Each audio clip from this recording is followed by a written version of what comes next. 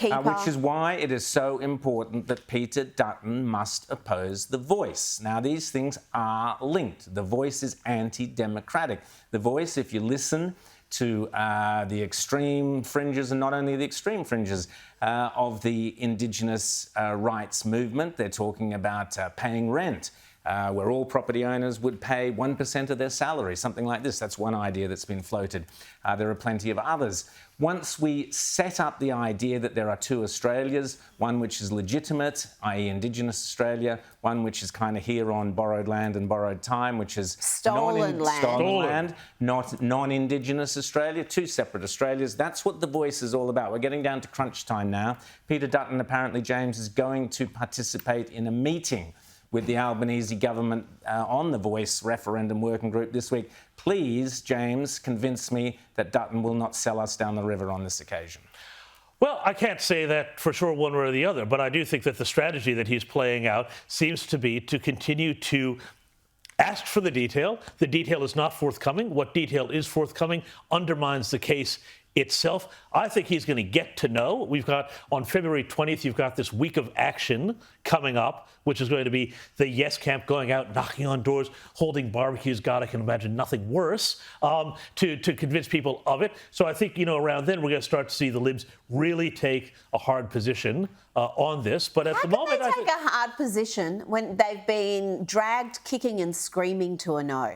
They should have come out with a no on principle early. We are now, 8 months down the road, and they still don't have a position. And even if they have a position, is it going to be binding for the party room, or are we going to have these 4 or 5 troublemakers allowed to cross the floor? Yeah, exactly. Yeah, because Albanese, he wants the Liberal Party to split on this. So going no too early creates exactly the opportunity. 4 or 5 troublemakers are going to play ball and are not going to be wide-anting, aren't going to be trying to get maximum media attention for their grandstanding. What there needs to be, as there is with Labor, there needs to be some consequences if you've signed up with the Liberal Party and you do not stand by their policies. And if you want to cross, then you don't get pre-selected next time. That's how Labor operate. And at some point, the Liberals need to have, yes, you should be able to have a conscience vote on matters of conscience that are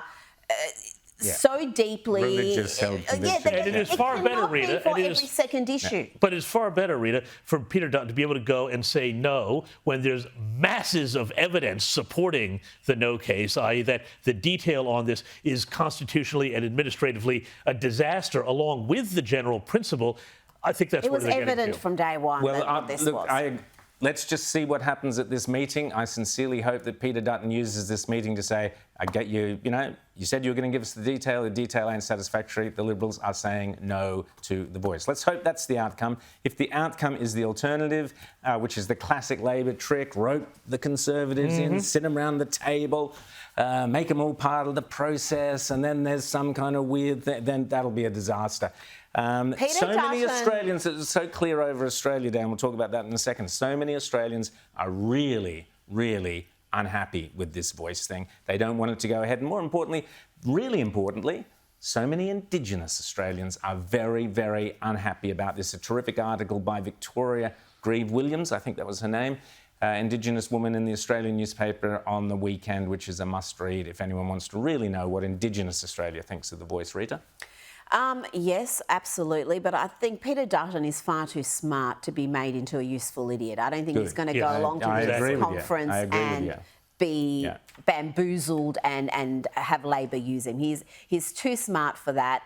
But the Liberals need to find a backbone. They need to come out on principle on this. This is an article of faith for so many Conservatives in this country. If you want to completely have the base abandon the coalition, then be weak on The Voice. Exactly. The joke is it's there in front of us tragically in Alice Springs. Jacinta Price warned over a year ago about what was happening in Alice Springs. She used to be the deputy mayor there.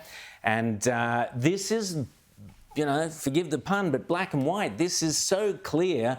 where governments are failing to solve practical problems, and symbolic things such as The Voice. What a joke. Linda Burney says, oh, if we'd had The Voice, none of this would have happened. I'm sorry, she's living in cloud cuckoo land. The Voice could not have solved what's happened there, and well, of course to not. focus on The Voice is a fraud. And I'll tell you why not, Rod. I'll tell you why not, Rod. Because Aboriginal people were already using their voices on this.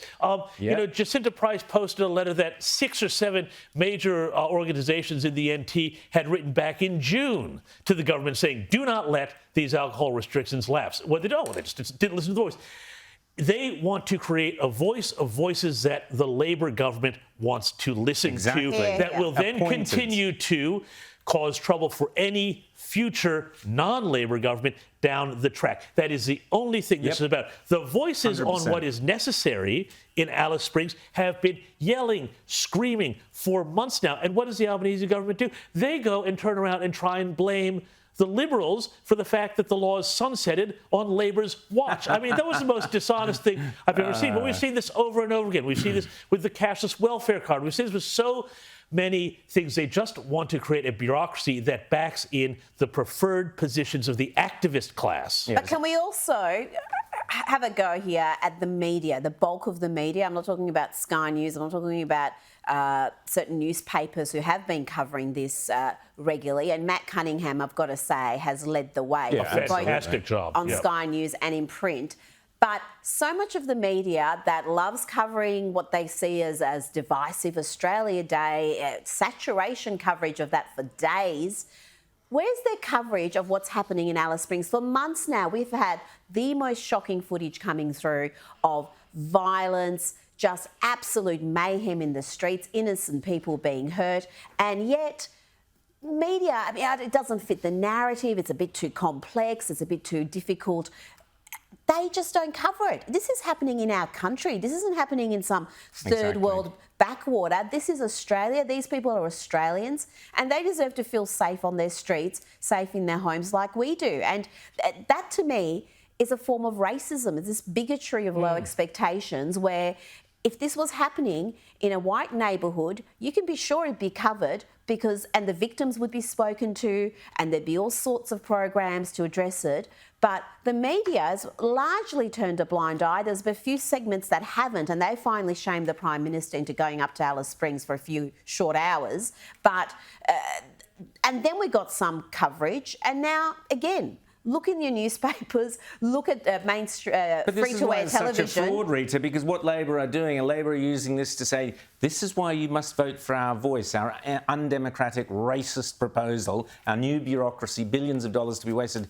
So they're using the pain and suffering of the people of Alice Springs to sell a fraudulent, racist bureaucracy. It's utterly disgraceful. And the people in Alice Springs deserve so much better. And Jacinta Price, who's fighting the bravest woman in Australia, she should be the Australian of the year, this year and every year, quite frankly.